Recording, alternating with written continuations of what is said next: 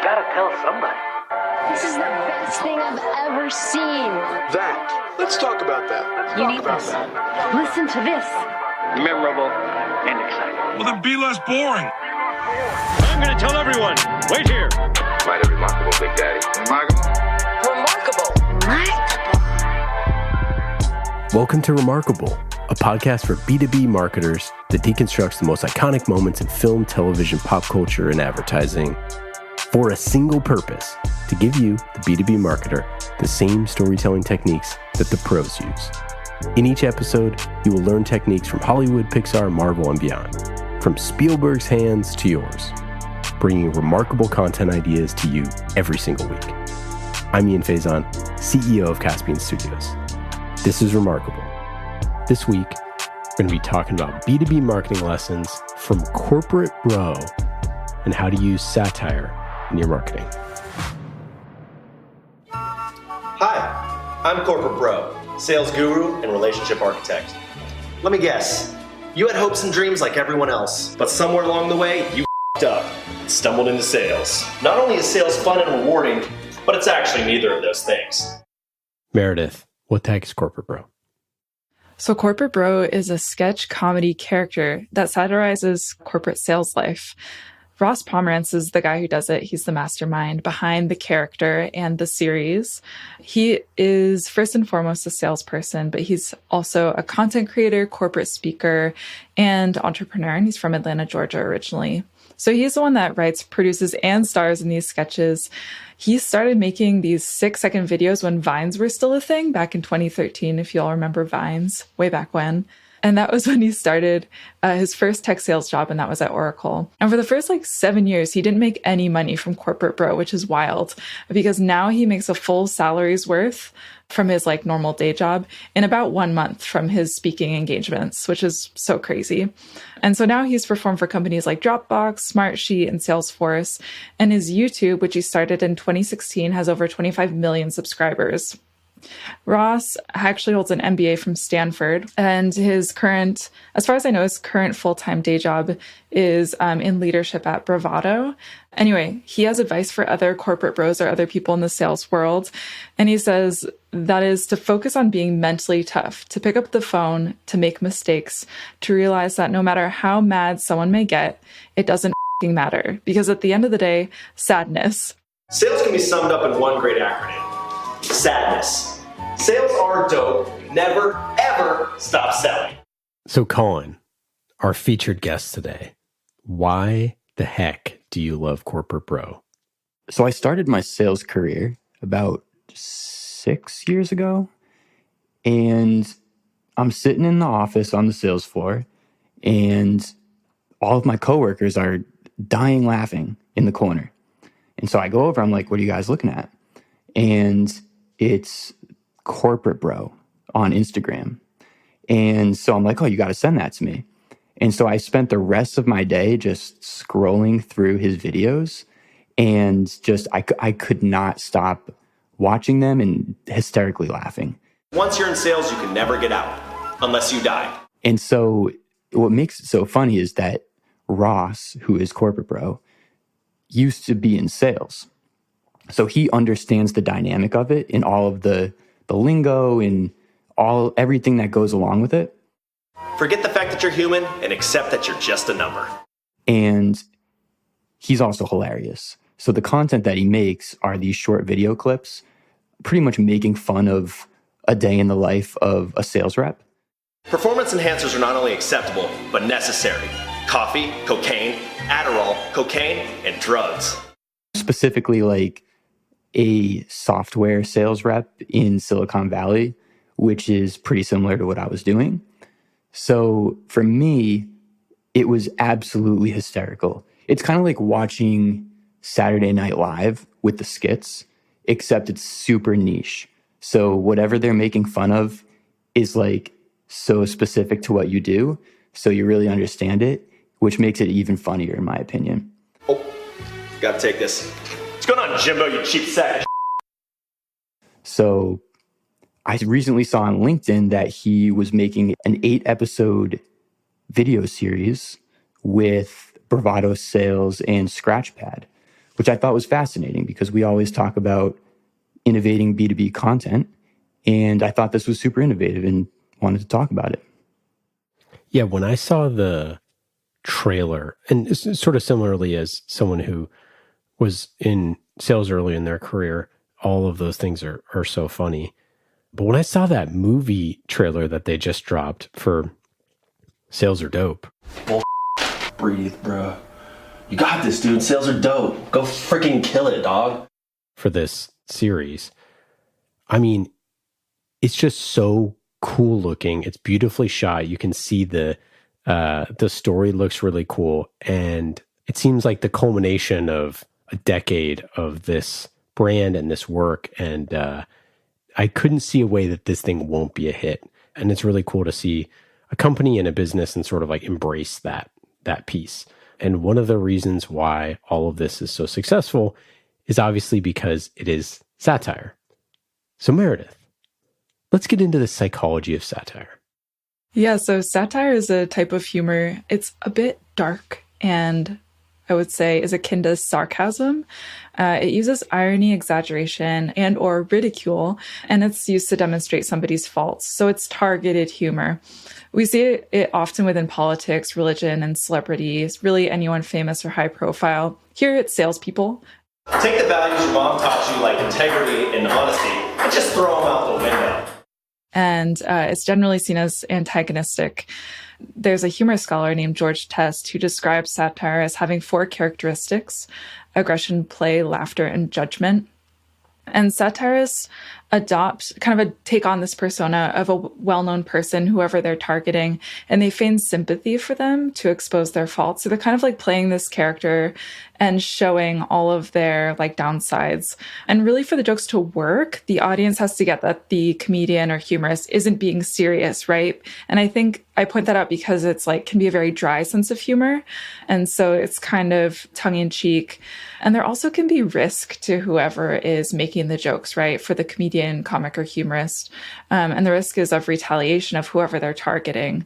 This kind of like was the first thing that popped into my head for an example, which is in 2015, the headquarters of this French satirical newspaper called Charlie Hebdo was attacked. And it was after they published these satirical comics about the Islamic prophet Muhammad, and the attackers were reportedly from Al-Qaeda.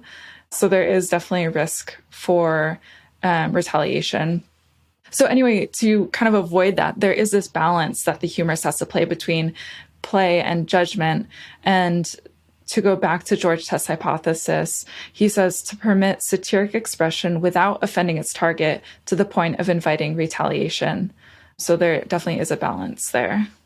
I think one of the things about Corporate Bro personally, when you watch Ross's work and you know it's a character that he's playing, obviously, is you can see how much he loves sales, you know, and loves being a salesperson and loves salespeople, while knowing that they need to be made fun of because there's so much ridiculous stuff that happens. Confirming that we're still on for right now, you know, I saw you accepted the calendar invite and all that, so I thought maybe, you know, this time worked for you. So just let me know when you get a chance. And I think that he has that fine line where, like, to what you're saying about George Test, aggression, like, it's definitely, you know, very aggressive. It's playful. It involves laughter and it involves judgment of like, yeah, we are pretty ridiculous. You know, we do things that are not the norm.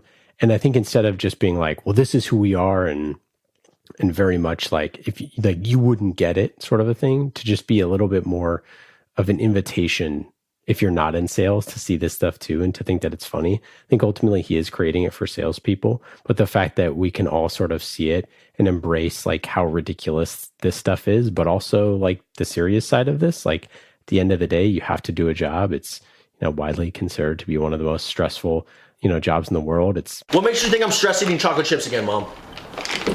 Well, I'm not something that's like taught in college, right? Even though it's, I think, the number one profession in America is sales, and yet, you know, it's not something that's taught. So I think that that's a piece to this, which is there's tons of books that have been written about sales. There's tons of content out there, but at the end of the day, like when you're in sales, you are out there alone sitting in whatever meeting or preparing for whatever meeting, and you just want to know that someone else out there understands. And I think that that's like, to me, what makes Corporate Bro like so good is it connects with you in a way and lets you, not take yourself too seriously when perhaps like your job is on the line if you don't close this deal or if you don't have a good quarter. Yeah, I mean, Q4 is not that much different than other quarters, except the whole year's counting on it, so. And to his mission, I think really comes through. I agree. I think that in any job function in the business world, there's all those things that go on throughout the day that are kind of unspoken. And it's funny, and it's almost a relief to see someone making fun of those things. And like you said, Ian, it's relatable. You're like, oh yeah, other people are feeling this same way, or other people are going through the same exact thing that I'm going through. So I think that's why it works, and it's just so relatable with the audience. And I'll make sure to follow up with you every single day for the next 3 months, even though I know I'll never hear from you again. I think another piece that's really important to think about for Corporate Bro specifically, and a lesson for marketers, is that he's been doing this as multi-channel, multi-format content for a long, long time. And so many marketing channels, or so many marketing initiatives, we want to run a test. Want to say, okay, well, maybe we have this idea for Corporate Bro. We're going to test it for a month.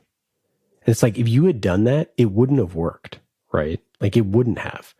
If you had said, hey, we're going to do 7-second videos, like, it wouldn't have worked.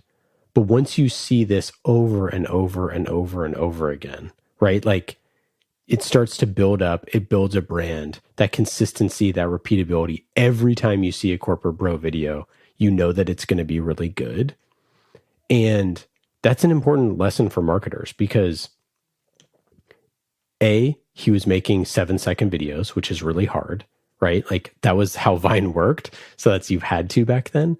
But if you can tell a story in 7 seconds, then you can probably tell a story that's longer than that.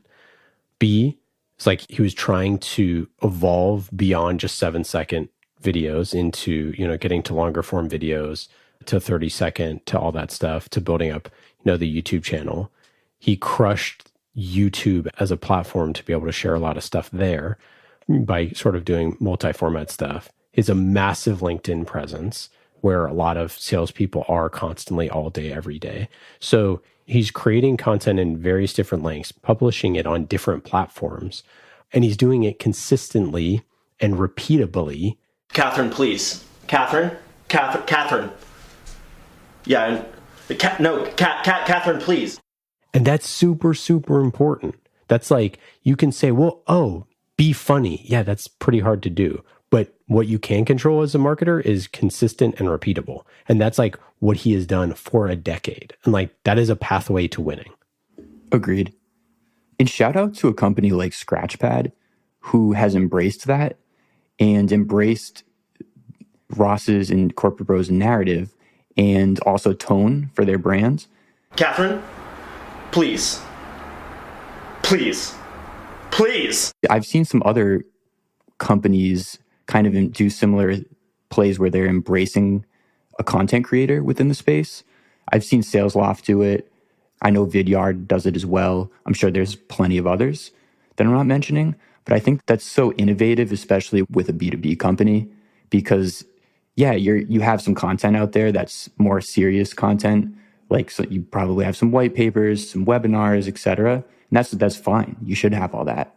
But there's also that angle of, all right, let's put out some other content that's a little more entertaining and relatable and fun. Goody, another day in Q4. And I think that as we continue on, I think we'll see more B2B brands kind of embracing creators within their space to create more content that is more entertaining for their audience. Yeah, I'm going to dig in there a little bit more onto what you just said, Colin. So Scratchpad, they have a podcast called Beyond Quota. That's a video series as well, that is with Corporate Bro. So they're doing things that you can listen on Spotify, watch on YouTube, listen on Apple Podcasts. So they're doing things there, creating an extension of that to make this video series. So they're evolving their format. If they have 20 million subscribers, I mean, they've probably done hundreds of millions of impressions on their brand, right? And 25 million subs. So you're launching this to a massive population of people. All of us whom know of Corporate Bro might give that series a shot. So you have a huge potential audience that they're going after. But they also have the content that's on their website that is more sales oriented. You gonna close him, corporate? Oh, I'm going to make him an offer he can't refuse. That is focused on, customer and prospect type, eat your vegetables type content. And like, that's how you blend it. I would be really interested if you sat down with 100 CMOs and said, what percentage of your budget is for making funny stuff? Probably 0 for 99 out of 100. Not like, oh, what's your influencer budget? What percentage of your budget is to actually make your community laugh? And like, nobody does that stuff. Like, why? It makes no sense. We all like to laugh. It's a gateway to have uncomfortable conversations. I can't believe you just joined the call. I was totally expecting you to no-show me again. I thought about it, but I decided if I joined, it might stop your incessant daily emails. And I think that that's like a clear takeaway for me as like watching Corporate Bro is, hey, you should just have a budget for funny stuff. I feel like that's also why Corporate Bro works so well, is that he doesn't shy away from like the faults of the sales world or like the uncomfortable conversations or like the hardness around it. Would that get this deal done? Would that get us across the finish line? No? Like, he's not like, oh, sales is like such an incredible career path that's super easy, like super rewarding every day. Like, he makes fun of like all of the things that can go wrong and just like conversations that they're having daily. She was just like, I don't know what she was like. She just didn't respond. And I feel like by doing that and just by being like really transparent about it, he's connecting a lot more with his audience. He's not trying to like sugarcoat it in a way where a lot of brands do try to make it look a little more fluffy and nicer, and they don't kind of like open up about the reality of the situation. And I feel like he is like super just like transparent and authentic about it. You can send a calendar invite, they can accept it. You can show up and they don't show up. And what are you supposed to do? And Scratchpad is like similar, where they're just, like playing off of that and not shying away from difficult conversations. And another thing that why this layers in so nicely is because if you have a partnership with an influencer or a group or a person or whoever it is, that they are successful of their own. People always talk about like, well, you can borrow their audience. And it's like, that's not really how this stuff works at all.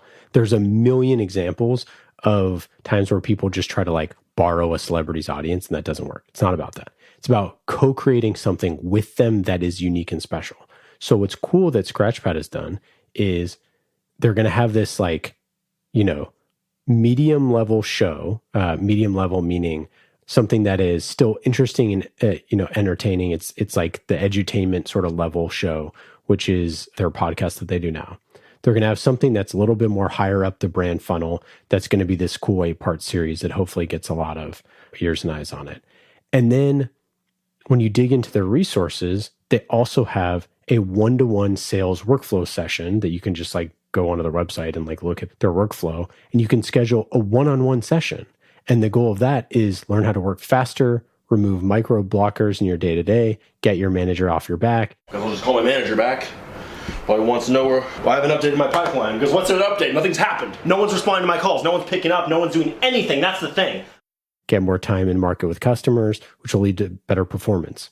So they actually back up all of the stuff that Corporate Bro believes. And like, that's why it's so brand aligned. So when he talks about all these things in these videos, and when they discuss all of these themes in the story that they're going to tell, at the end of the day, how do you get one-on-one support? They have a tool that you can just go do that right now. And obviously you can buy their software, but the fact that they're being helpful and like backing up this means that they're invested in it. It means they're invested in their audience.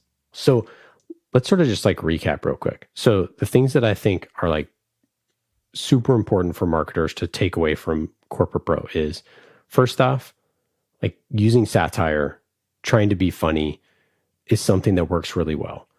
How do you do that? You should just take a percentage of your marketing budget and say, this is to create funny stuff. The second thing you should do is to create it in multi-channel, multi-format content so that you can be where your audience is. So that's probably on LinkedIn. It's probably on YouTube. It might be on TikTok, and it needs to be short form video, and it needs to be written, and probably long form video. Like if you can do that and it can be funny and you do that exercise, maybe you don't make a video series as cool as Sales Are Dope, but at least you get the ball rolling into something that could be a little bit more engaging than the stuff you've been doing. Awesome. Well, thanks y'all. And thanks to everyone for listening. Tune in next week for some more great, remarkable content. Take care. Just kill me. Well, that's it for today. I hope you got some good ideas for your B2B content. Thank you for listening to Remarkable. I'm Ian Faison, CEO of Caspian Studios. Remarkable is created by the team at Caspian Studios, B2B podcast as a service. Caspian also creates fiction series for B2B companies, so if you want a business thriller, you can learn more at caspianstudios.com. Hollywood-style storytelling for B2B. And in today's episode, you heard from myself, Ian Faison, Colin Stamps, our podcast launch manager, Annika Das, B2B content marketing manager, and Meredith O'Neill, senior producer here at Caspian Studios. Remarkable was produced this week by Meredith O'Neill, mixed by Scott Goodrich, and our theme song is Solomon by Falak. Be remarkable and rise above the noise.